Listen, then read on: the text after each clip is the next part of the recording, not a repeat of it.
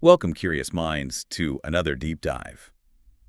Today, we're inviting you into a world where, well, profound wisdom really meets practical living. Mm, What if the path to deeper understanding and, real peace starts with just a single powerful intention?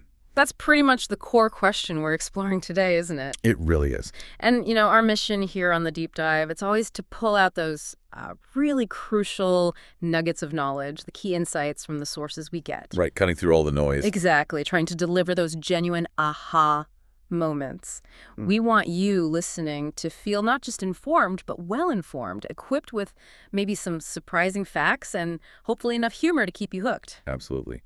And speaking of aha moments, today's deep dive is, well, I think it's truly exceptional. Yeah. We're about to embark on a really enlightening journey. Mm-hmm. The topic, at its heart, is all about transformation, about purpose, generating the Bodhi Mind. It's a big one. It is. And this invaluable lecture, which is really the core of our chat today, it was very generously provided by the Australian Buddhist Practice Incorporated. Which we're very grateful for. Absolutely. And our guide for this discussion is the incredibly insightful Venerable Master Benny. His wisdom really shines through. It really does. And we also have to acknowledge Venerable Grace Spirit. Yes, definitely. Her meticulous translation into Vietnamese brought these teachings to so many more people and, ultimately to our deep dive today. So, okay, let's unpack this, because what Venerable Master Benny shares, it feels like ancient wisdom, but it's also just incredibly relevant for, like, right now, isn't it? That's what's so fascinating, yeah. How these ancient teachings just offer such relevant insights for navigating, all the complexities of modern life. It's like they connect the dots between our inner intentions and what happens outside, our experiences. Right. So we'll be trying to synthesize this profound spiritual wisdom with really practical application, helping you understand not just what the Bodhi Mind is, but maybe, more importantly, why it actually matters in your everyday life. Yeah. And just to be clear, we've really immersed ourselves in the original sutra text and the master's lecture. So we're going to walk you through the core insights, really emphasizing the main points Venerable Master Benny stressed, staying true to his original words as much as possible. Great. So where do we start? What's the first big idea? Yeah. Okay, so let's dive in with the very first analogy from the sutra text. It's really foundational for this whole teaching. The snow mountain. Exactly. The text introduces the Bodhi Mind with this powerful image. It's like a snow mountain nurturing all wisdom medicine. It's a lovely image. It is. Just like a real snow mountain is full of these precious medicinal herbs that people search for, the Bodhi Mind sort of cultivates and grows all our wisdom. Yeah, it makes intuitive sense. It does. And the disciple in the text seems to get it right away. They ask something like, so this wisdom, it's the Buddha's wisdom, right? And if I make small, consistent vows, little promises, will that build up this wisdom until eventually it's fully realized? And the master's response, just a simple, Yeah, just, which says a lot, doesn't it? It really does. That understated, it's brief, but it carries so much weight. It confirms the basic understanding, sure, but it also hints at, deeper layers we need to explore. It stops us from just rushing past the implications. Right, like, yes, but there's more to it. Exactly. When Venerable Master Benny affirms this is the wisdom of the Buddha, he's not just talking about, learning facts or picking up a new skill. No. He means a really profound, transformative understanding of reality itself. And that phrase from the original, making small, consistent vows and aspirations, that's absolutely key. This isn't about some sudden flash of enlightenment, or instantly downloading all knowledge. Right, no magic button. No magic button. It describes this dedicated, incremental, step-by-step commitment. Each little vow, each consistent effort, every conscious act of cultivation, it adds up bit by bit. It establishes and eventually leads to realizing this profound wisdom. It sounds like climbing that mountain, That's doesn't it? exactly like that. Yeah. You don't just teleport to the summit. You take one step, then another, consistently, deliberately over time. With effort, with intention. It's the cumulative power of all those small, repeated actions. That really clarifies it. It kind of reframes how we think about gaining wisdom. It's not instant gratification. Not at all. It's this continuous process, this consistent cultivation, almost like a lifelong journey of small steps. So for us listening now, what does that actually mean? How does this apply to, say, learning something new for work or personal growth, or even a spiritual path? How do we use this snow mountain idea? Well, it implies that real deep wisdom, whether it's spiritual or mastering, any complex field, isn't found by looking for shortcuts or just passively consuming information. It's cultivated through consistent, dedicated, intentional effort. Okay, give me an example. Okay. Say you want to become truly well-informed about something complex for your job, maybe a new technology or some nuanced historical thing. You don't just skim one article, right? No, definitely not. You consistently seek out different sources. You reflect deeply on what you're learning. You maybe try to apply it. You question your own assumptions. You talk about it thoughtfully. Each of those small intentional acts is like one of those small, consistent vows, a vow to understand, to really embody that wisdom. So it's active versus passive? Precisely. That's the crucial distinction. Active knowledge cultivation, not just passive information consumption. You could read 100 books, but if you don't engage, question, synthesize, apply, that wisdom doesn't really take root. Like having seeds but never planting them. Exactly like that. So this really brings up an important question for you listening. What small intentional steps could you start taking, maybe even today, to nurture that wisdom medicine in your own life, whatever area that might be? It's about that consistent, dedicated cultivation of your mind. Not just absorbing stuff. Right. Okay, that idea of incremental, dedicated effort really hits home. The snow mountain, powerful stuff. But then, how does this internal cultivation show up, like externally? Because the sutra immediately makes this fascinating connection. To the fragrant mountain. Yes. The Bodhi Mind is a fragrant mountain, the text says. The Bodhi Mind is like a fragrant mountain, generating all fragrant merits. And this naturally made the disciple curious. They asked the masters directly, something like, okay, merit, is that just ability or is it something else? Like, what kind of merit are we actually talking about here? It's a great question because merit can sound a bit abstract. Totally. And this really sets up Venerable Master Benny's explanation, which is super insightful. It really is. When the disciple asks that question, Master Benny unpacks merit, or karmic in the original, in a really comprehensive way. Yeah. He explains it covers wisdom, blessings, and abilities, all three. Wisdom, blessings, abilities. Got it. And he emphasizes that these are all cultivated abilities. They're formed through dedicated, conscious effort. It's not just luck. Right. You work for it. Exactly. And then he makes this really useful distinction between the two parts of the word kongdek. Kong is the process, the effort, the work itself. Okay, the doing. Yeah, the doing. And is the result, the virtue, the positive outcome of that effort. Okay. The effort and the result. Precisely. So all the wisdom you build, all the blessings you might accrue through your actions, all the abilities you develop from the starting effort right through to the final positive outcome, that whole package is considered fragrant. Fragrant. Okay, so it's about the whole arc, the whole intention and outcome being positive. Yes, Yeah. stemming from that intentional cultivation. But then the disciple asks, what is this fragrance? Like, what makes merit fragrant? And this is where Master Benny really brings it down to earth, makes it practical. He clarifies that this fragrance, it's about bringing comfort and ease to others. Comfort and ease to others. No, it's not just about your personal wins or how successful you look on paper. It's about the genuine, positive, comforting effect you have on the people around you, radiating a beneficial presence, you could say. I love the little story that comes next in the source material. The disciple basically says, look, Master, everyone feels really comfortable and at ease when they see you. That means you bring fragrance to us, right? You're fragrant. That's this merit. And the Master's reply is just perfect, isn't it? It is. So humble and funny. I'm a fool. I'm a fake. Yeah. It perfectly captures that deep humility, but at the same time, his very presence is demonstrating the fragrance he's talking about. It's comforting, regardless of his self-deprecation. Totally. And it shows this isn't just some fleeting feeling. It points to something deeper. The disciple then makes that contrast, right? Yeah, they say something like, we feel comfortable seeing you, Master, but others don't always feel comfortable seeing us because we don't bring that fragrant merit. Oof. That's honest. It is. And that observation leads the Master right into explaining the stark difference between fragrance and a bad smell. Okay, the opposite. Right. He says if someone is calculative, self-serving, calculating all day long, as the text puts it. Always thinking, what's in it for me? Pretty much. Then they bring no real, genuine benefit to others. And as a result, others perceive them as emitting a bad smell. And crucially, they fear them. That fear aspect is so important. It's not just dislike. It's Yeah. unease.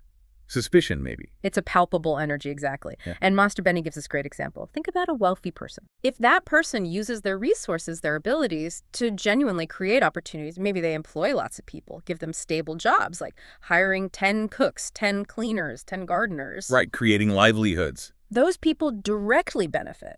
They might thrive, maybe even just survive, because of this person's actions and generosity. So in their hearts, that wealthy person is undeniably fragrant. They provide work, security, a way forward. In total sense. But what if that wealthy person is just constantly calculating, hoarding everything, only thinking about how much money they can get, how much stuff they can own, how many people they can control for their own gain? Yeah. The master asks the disciple, in the eyes of sentient beings, will that person be fragrant? And the disciple immediately says, There will be a bad smell. right, because, as the master confirms, you don't bring them any genuine benefit. Wow. That's such a clear dividing line. It's not about how much you have, it's what you do with it and the intention behind it. Exactly. It completely reframes wealth or success in this context. And it's not just about money, is it? It's any interaction. Any interaction, any relationship. The disciple observes this keenly, saying something like, when people without blessings see us, they think, what are they calculating now? What's their angle? Naturally, if you're not calculating, they won't fear you. But if you are, they will. And the master confirms it. He does. And then the disciple has this really powerful, almost painful realization. What's that? They say, as long as I don't calculate others, no matter what, they won't fear me. But if I have even a bit of a calculating mind, even if I don't do anything outwardly, just clinging to my own self-interest, then in their hearts, I become increasingly smelly and feared. Whoa. Just the internal state itself. Yeah. And the master just responds, acknowledging that deep insight. That's sobering. That your inner intention can be perceived like that, like a smell others react to instinctively, Yeah. even without you doing anything obvious. It speaks to a deep connection, doesn't it? And then the disciple notes how lasting these impressions are. Right, the difficulty of changing that perception. Yeah, they say, if I've already left a smelly impression in their hearts, then later, even if I change, that bad smell will only gradually disappear. It's very difficult to fix. So that initial intention, being pure from the start, is crucial. Hugely important. It underlines how reputation, trust, are perceived character. It's built not just on actions, but on the sincerity underneath. If you approach things with a calculating mind, that impression sticks. In Bodhisattvas, the master says, they cultivate the opposite. Right. They willingly cultivate this non-calculative, beneficial approach. They freely bring comfort and ease because their motivation is pure, selfless, whereas ordinary people, like us, often driven by fear of loss or desire for gain, we tend to struggle. We become calculative and thus generate that bad smell. So what's the takeaway for us here? What does this fragrant mountain analogy mean for our lives?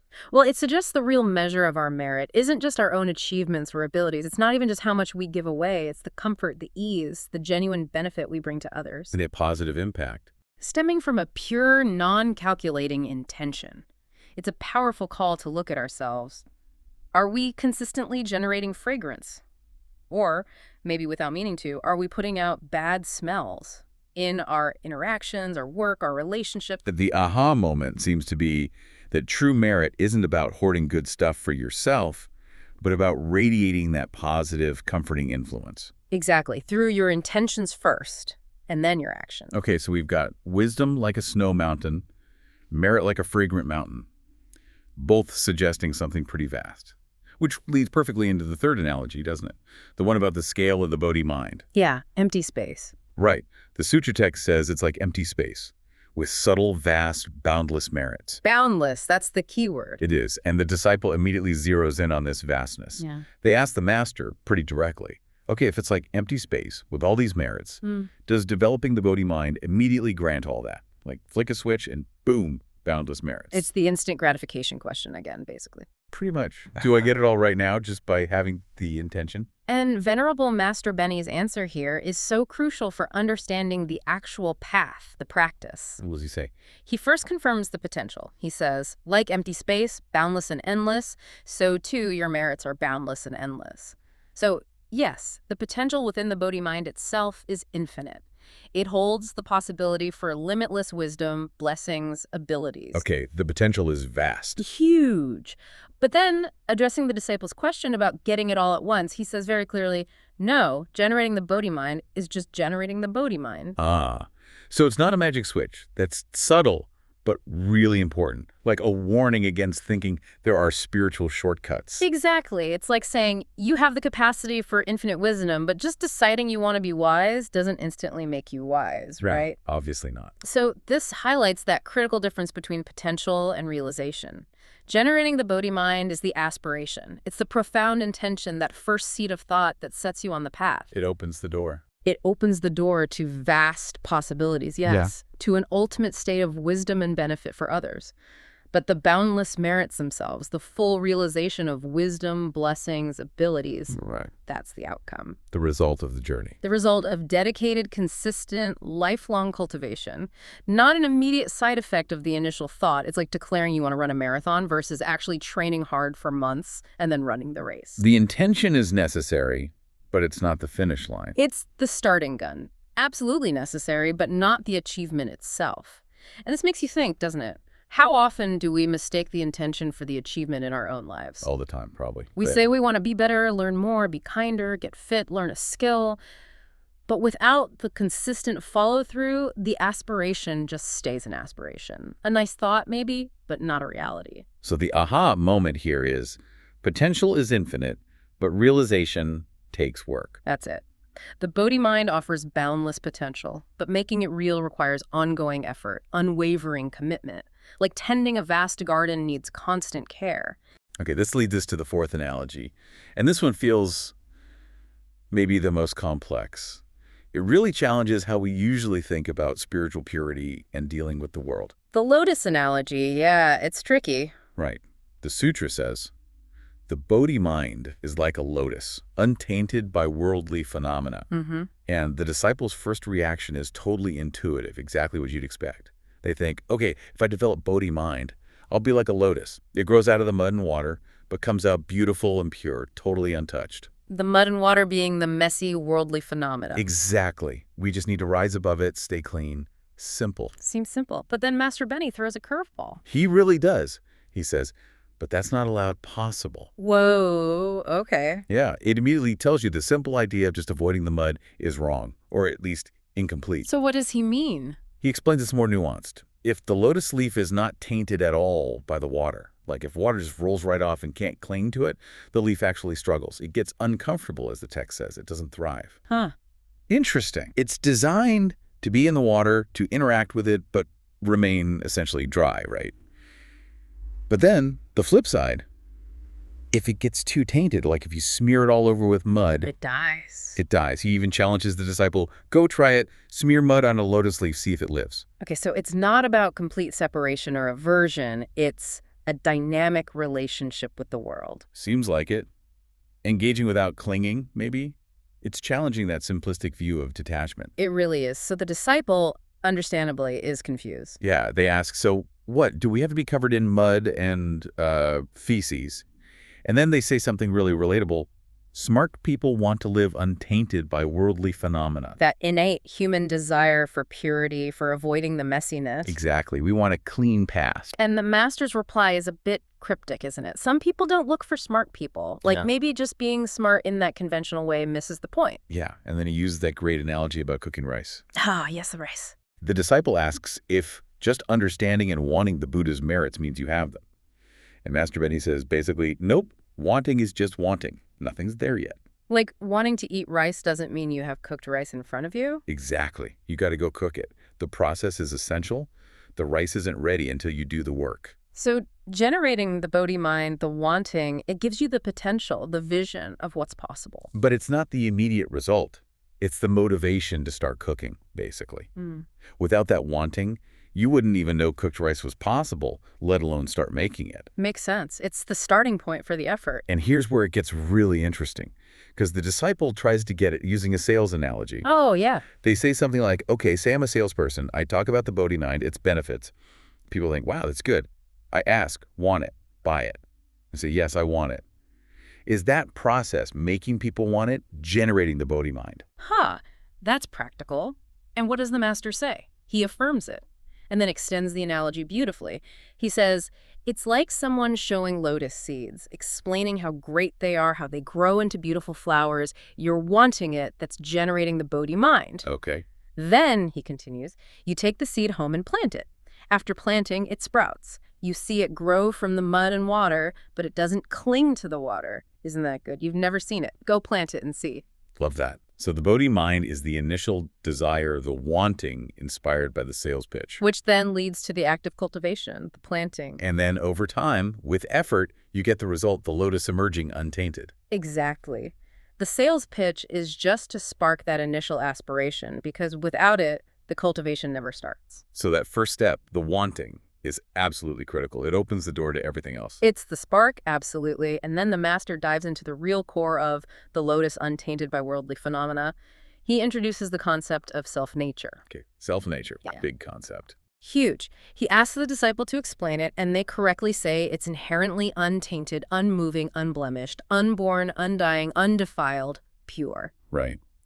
Then Master Benny gives that powerful analogy of a screen. Oh, yeah, the screen, yeah. A screen shows everything, beautiful scenes, scary movies, boring spreadsheets, but the screen itself isn't affected. It stays untainted. If it was stained by the last image, it couldn't show the next one clearly. Right. It manifests all phenomena, but its essence isn't attached, not stained.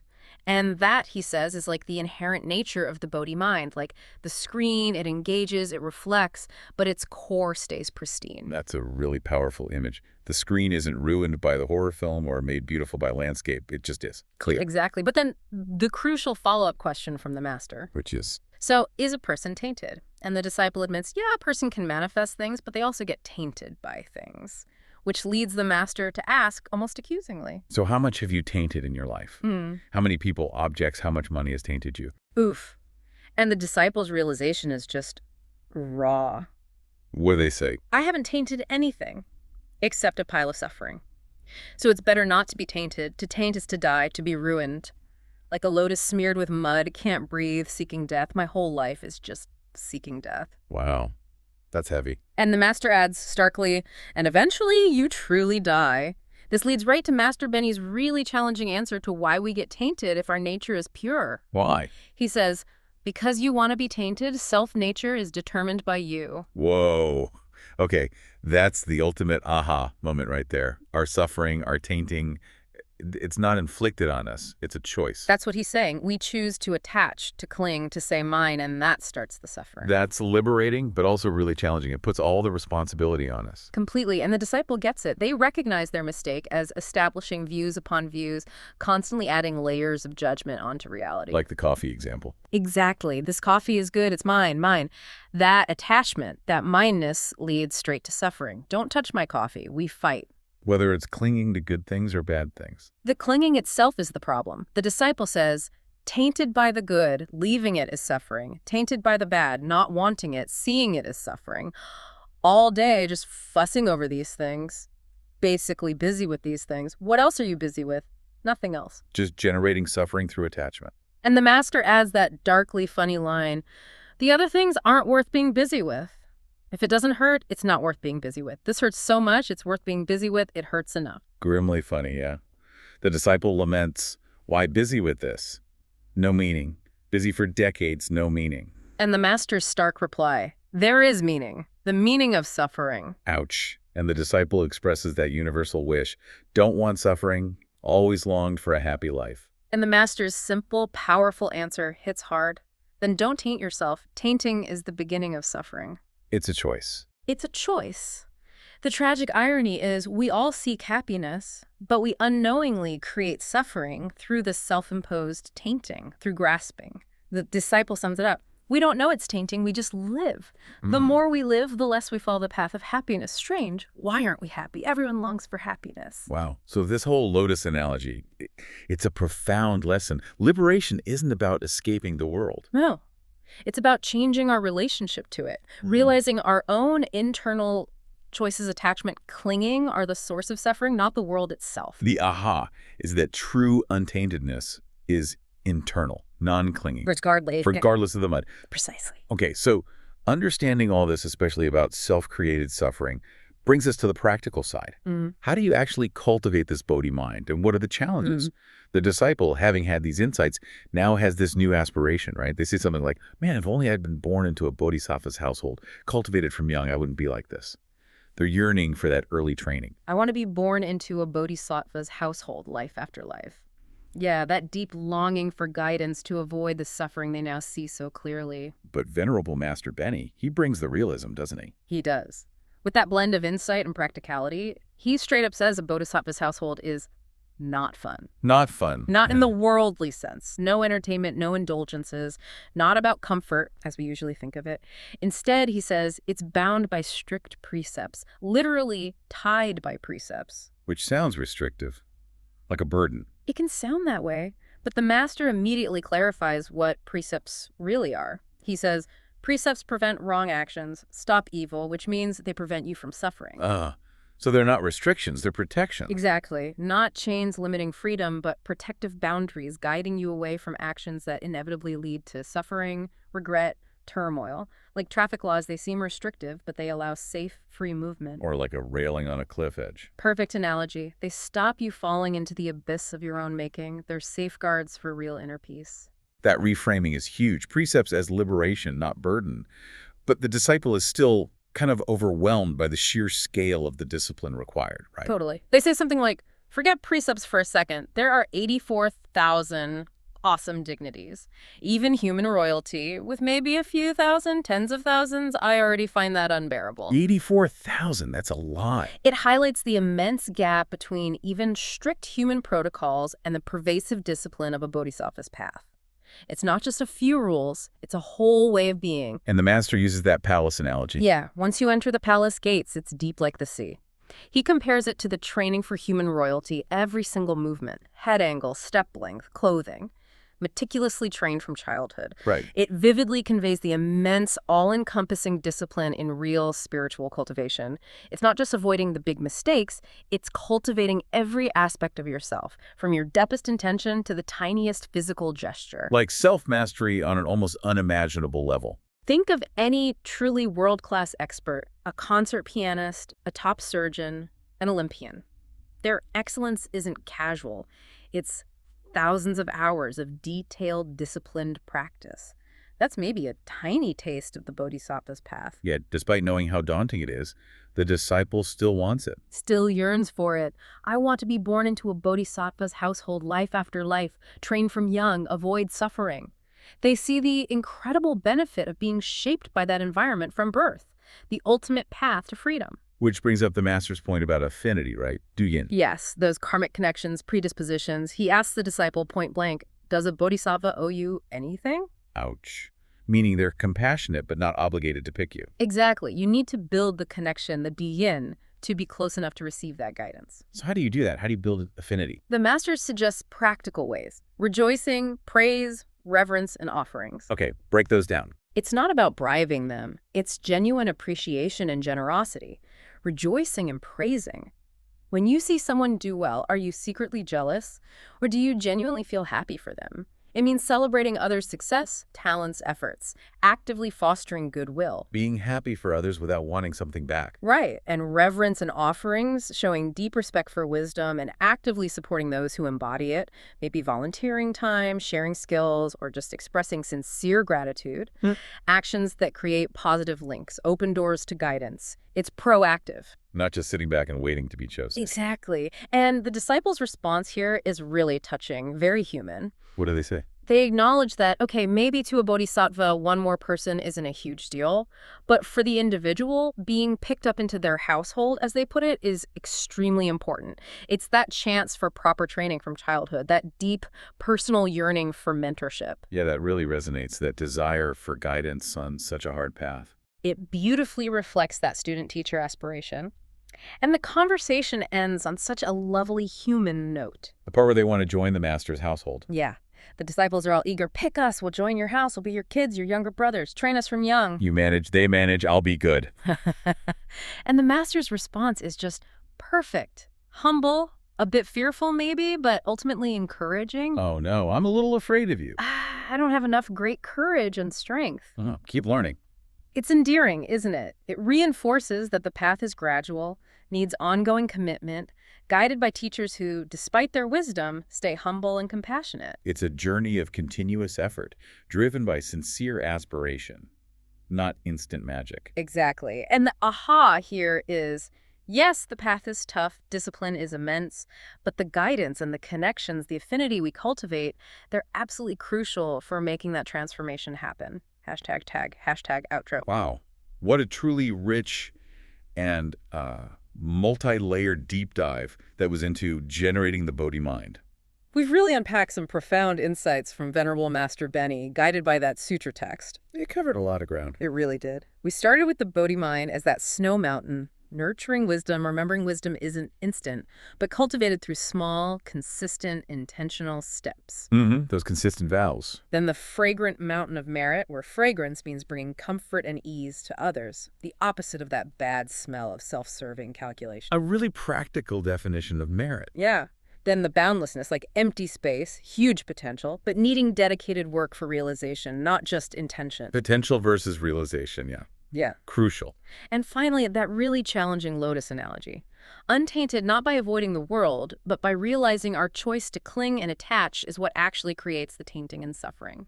Changing our relationship to the mud, not just trying to escape it. Exactly.